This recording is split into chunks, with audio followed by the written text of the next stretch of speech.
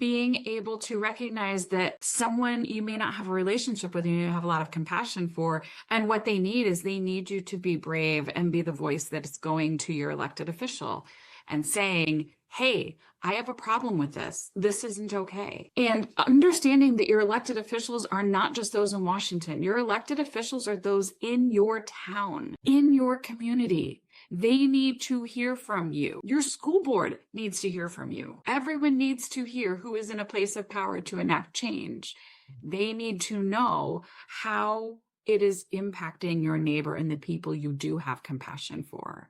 So I think that, again, it's a myriad. For me, it starts with non-judgment because we have to go there first. We don't know what it's like in someone else's skin.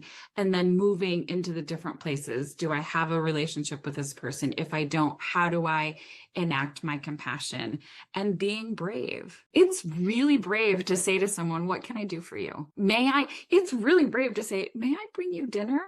Because maybe the person's going to say no. Well, okay. So they say no. That's okay. And maybe you're going to call your elected official and they're not going to listen to you. It doesn't mean that your effort was in vain. So a part of compassion is being brave enough for somebody to say no and not give up. And not give up. Yeah. Yeah. I love that. I love that I heard like two different ways to respond, both non-judgmentally, depending on the relationship that you have. If you have a close relationship, you might, or you have access to them, you might be able to develop a relationship or have an encounter where you can ask, what can I do? So you aren't prescribing, you're coming alongside them and saying, how can I be of service here? How can I?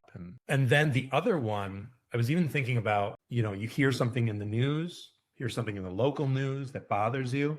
Not only is it brave to go to elected officials, but I'm just thinking about some of the people who, like at church, will, during prayer and request time, they aren't all that comfortable with taking the mic and saying what they want to pray for. But a couple of them I've heard have just taken it and said, I'm not okay with what's going on. I'm not okay with what's happening in our country. I'm not okay with with immigrants being deported. And I want to pray for them, and I want to pray for change. Like so much power in just putting your voice out there. It empowers other people, and that's one way. I was thinking as you were saying, that's one way to deal with this stress is action. Mm-hmm. To channel it into action.